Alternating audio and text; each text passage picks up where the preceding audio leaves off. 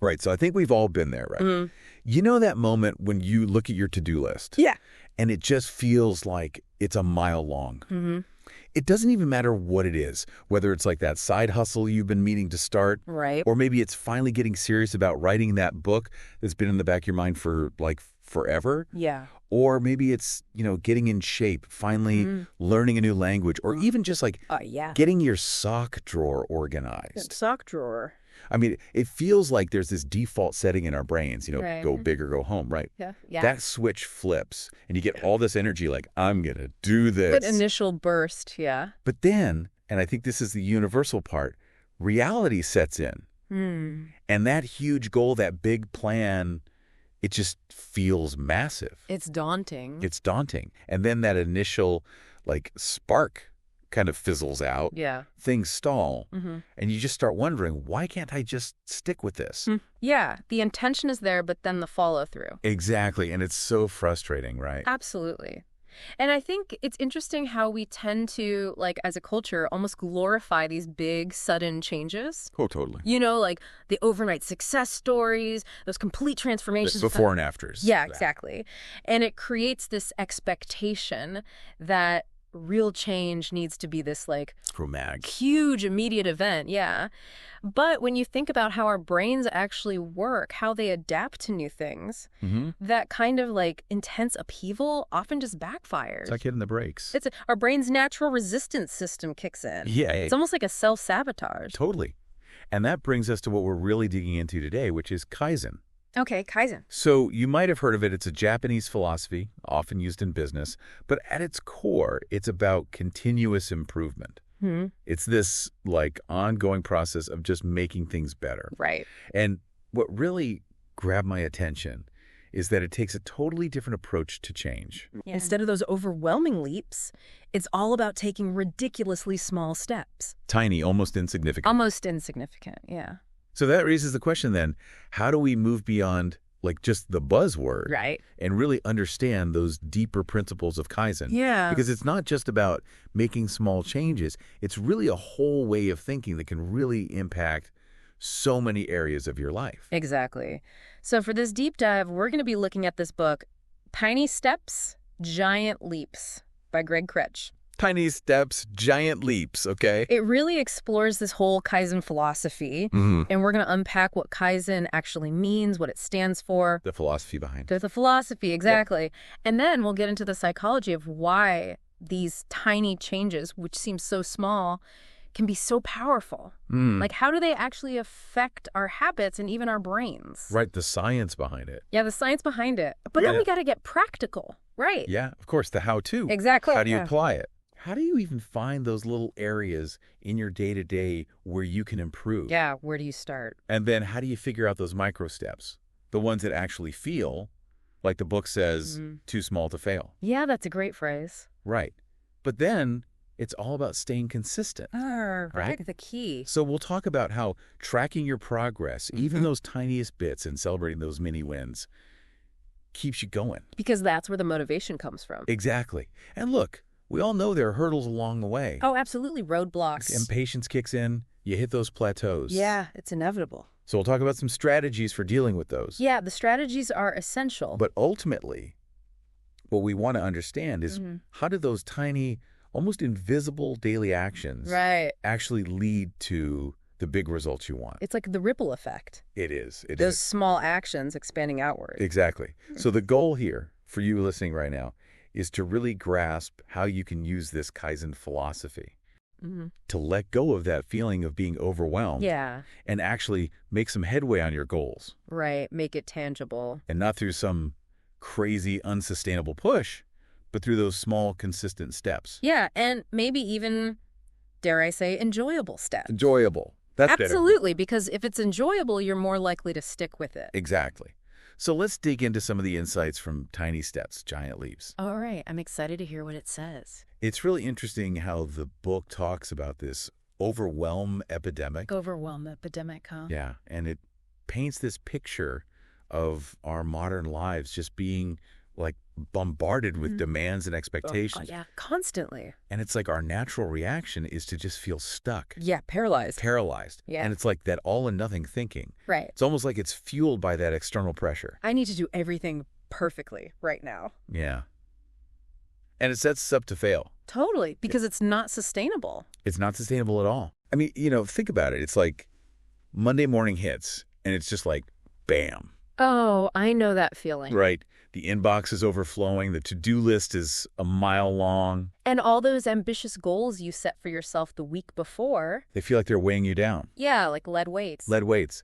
And it's like that approach, I'm going to hit the gym for an hour every day. Right. Or I'm going to clean the entire house this weekend. Mm-hmm. While it's great, in theory. It's not realistic. It's just not realistic for most people, right? And I think that's where the psychology comes into play, right? Our amygdala, that part of our brain that's always on the lookout for danger. Like our inner alarm system. Exactly. Yeah. And it can interpret these big, massive undertakings as threats. Threat detected. Yeah. Which triggers a stress response. Oh, I know that feeling. Right. And then it leads to procrastination, anxiety. And ultimately giving up. Exactly. Abandoning the effort altogether. Yeah. And what's so clever about Kaizen is that these tiny steps, they're often so small that our brains don't even see them as a threat. It's like sneaking past the security guard. It's like they just fly under the radar. Exactly. Yeah. So no stress response, no overwhelm. No overwhelm. The book even uses this phrase, sneaking past the watchdog. I like that. Right. It's a great analogy because these tiny actions, they're so non-threatening, so seemingly insignificant. They don't trigger that fight or flight response.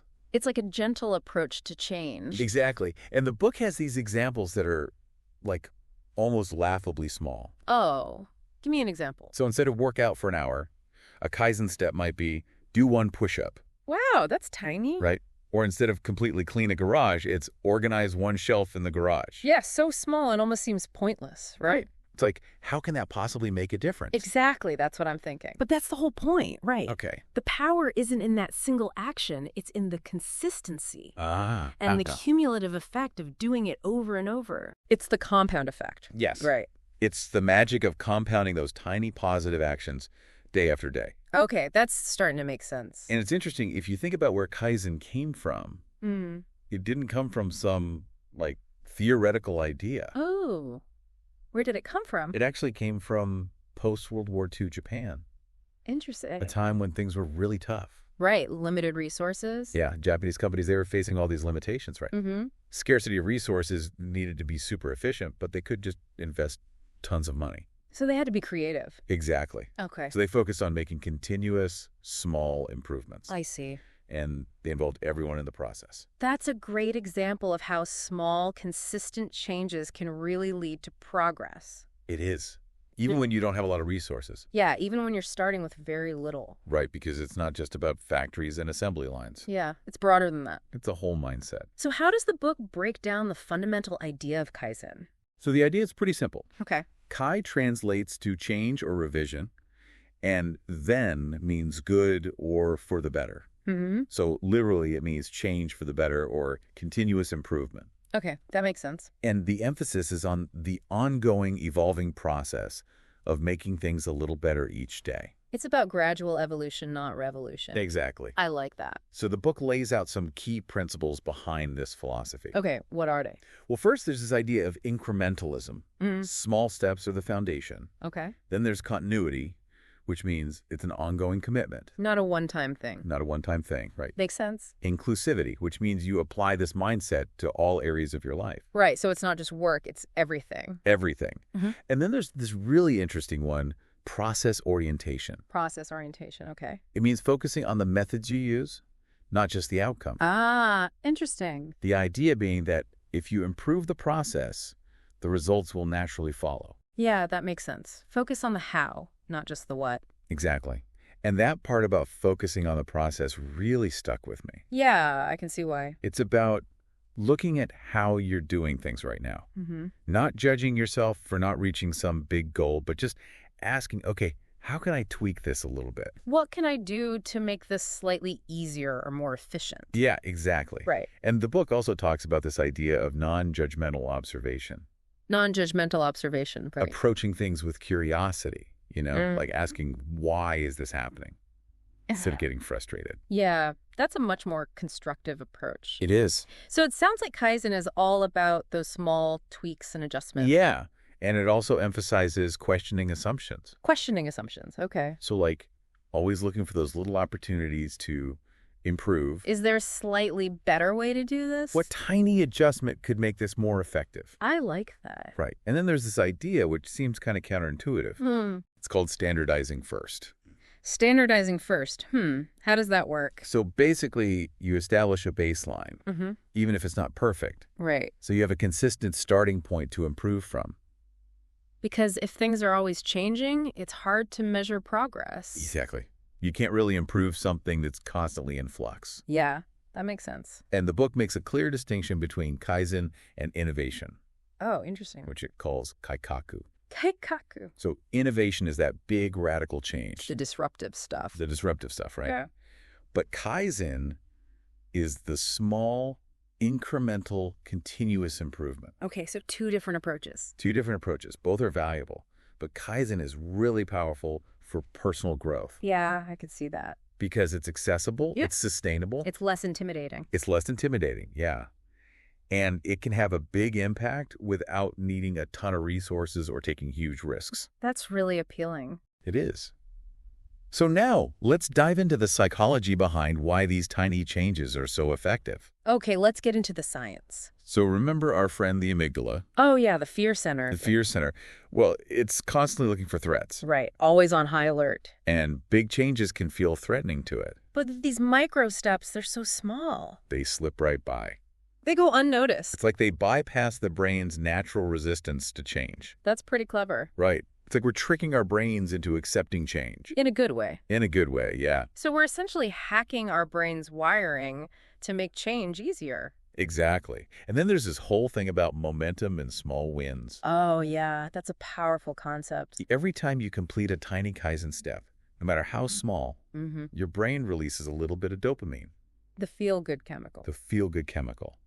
And it makes you want to repeat that behavior. It reinforces the positive action. Exactly. It creates this positive feedback loop. It's like a snowball effect. It is. It starts small, but as it rolls, it gathers more snow and gets bigger. It goes faster. And faster. So starting small can actually lead to big momentum over time. Yeah, it's like the opposite of that initial overwhelming feeling we talked about. Right. Instead of feeling stuck, you're actually gaining momentum. Exactly.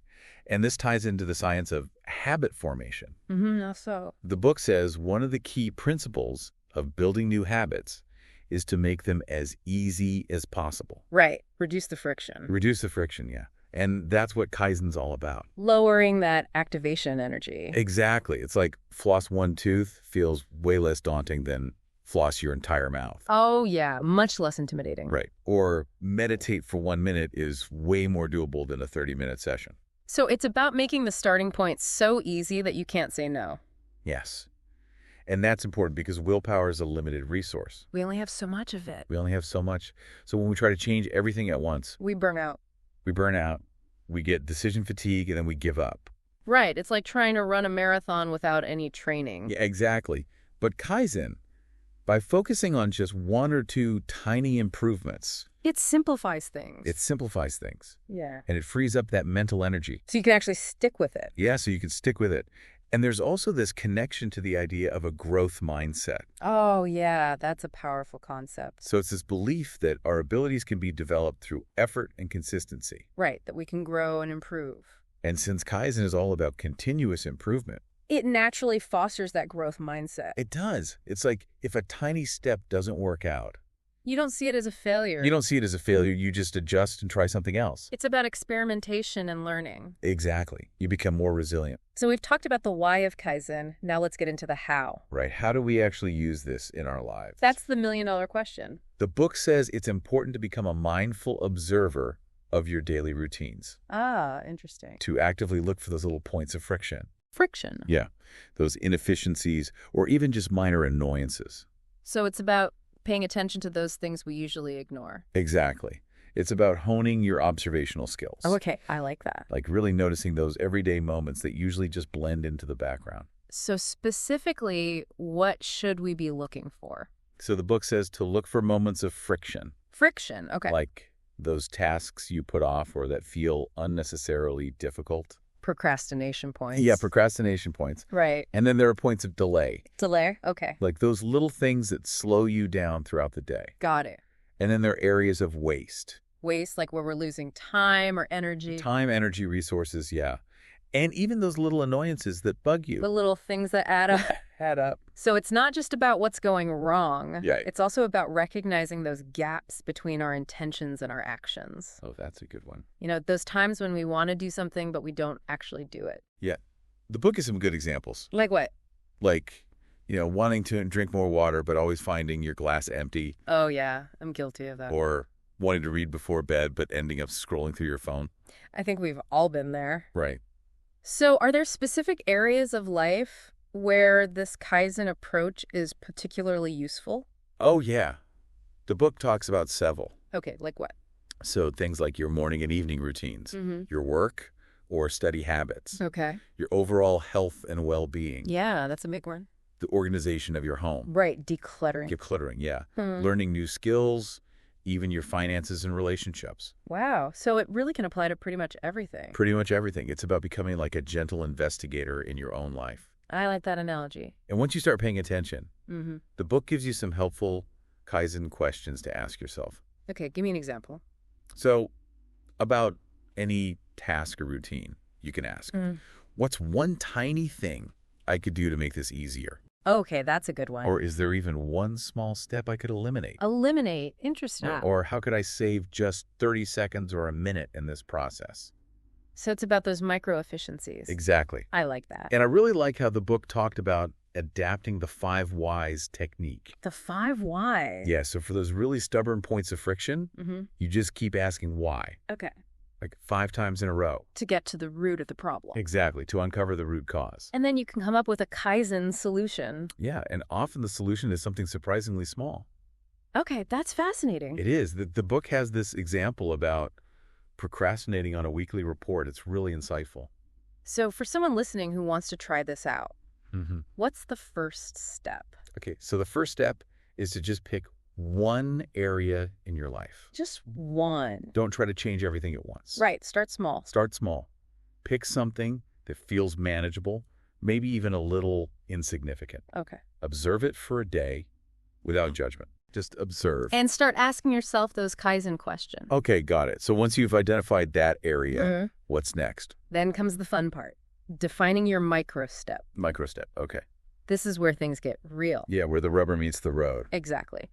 And the key here is to make it too small to fail. Too small to fail. I love that. Yeah. The book really emphasizes that. Yeah, it says if you even feel a little resistance, it's still too big.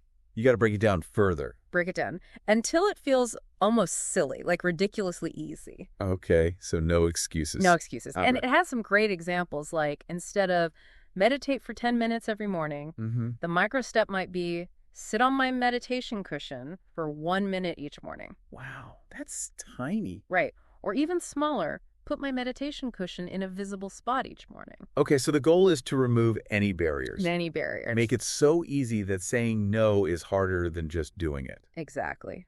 And another important point is to focus on an action you control. Okay. Not just an outcome you want. So instead of feel less stressed, it would be... Take 3 deep breaths when I feel overwhelmed. Right. Something specific and actionable. Exactly. And it needs to be super clear. No ambiguity. No ambiguity. Like, be more organized. It's too vague. It's too vague, right? You need to turn that into something like, before I leave my desk, put 1 stray paper in the right folder. Okay, that's specific. Specific. So the takeaway here is to define that absolute smallest, easiest action you can take Yes. to move towards improvement. And write it down. Make it visible. Okay, got it. Because that tiny action is where big change starts. It's the seed. It is. So you've got your tiny step. Okay. Now, how do we make sure it actually becomes a habit? Right, because doing it once or twice isn't enough. It's not enough. It's all about consistency. Consistency creates empires, as they say. Exactly. And that's where the magic of compounding comes in. Yeah, compound growth is so powerful. The book uses this example Oh. about improving by just 1% each day. 1% a day. And after a year, you're almost 38 times better. Wow, that's incredible. It is. It's crazy how much those tiny improvements add up over time. We often underestimate the power of consistency. We do. So how do we cultivate that consistency? Yeah, that's the key question. The book has some great strategies. Okay, what are they? One of the best is habit stacking. Habit stacking. Okay, basically linking your new tiny habit to an existing one. Ah, I see. When you already do automatically. Okay, so piggybacking on an existing habit. Exactly. The formula is simple. Tell me. After your existing habit, I will bring your new tiny habit. Okay, that makes sense. So your existing routine becomes a cue. It reminds you to do the new thing. Without even thinking about it. Give me some examples. Okay, so after I brush my teeth in the morning, I will do one push-up. Okay, that's a good one. Or before I take my first sip of coffee, I will read one paragraph in my book. I like that. Simple but effective. And another important thing is environment design. Environment design. Making it as easy as possible to do your tiny step. Right, by changing your surroundings. Yeah, so if your goal is to floss one tooth, leave the floss right next to your toothbrush. Okay. Or if you want to drink more water in the morning, put a full glass on your nightstand before bed. So you're removing any obstacles. Exactly. Make the desired action the easiest option. Easiest option. And I know time blocking can feel overwhelming for some people. Yeah, it can be a lot. But the book suggests something called microscheduling. Microscheduling, okay. It's like dedicating just a tiny sliver of time for your Kaizen action. Okay. Like maybe the first 5 minutes of your lunch break for language learning. Ah, I see. Or right before dinner to meditate for 1 minute. So it's like a tiny appointment with yourself. Exactly. And another thing the book talks about is focusing on just showing up. Showing up, okay. So on days when you're feeling tired or unmotivated, just do the bare minimum version of your microstep. Just get started. Just get started. Even if it's just putting on your running shoes and taking them off again. At least you showed up. You showed up. Yeah. And you maintain the habit. That's a great way to overcome that initial resistance. It is. And there's also the never miss twice rule. Oh, yeah, that's a good one. Life happens. You might miss a day. Don't beat yourself up about it. But get back on track the next day.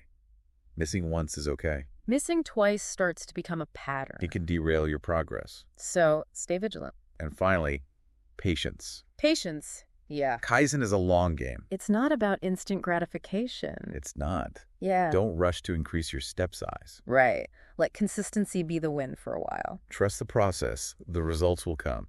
They will. So you're doing your tiny step consistently. Okay. How do you stay motivated? Yeah. How do you know it's working? The book says tracking your progress and celebrating those small wins are crucial. Ah, so you can see how far you've come. Exactly. It reinforces your commitment.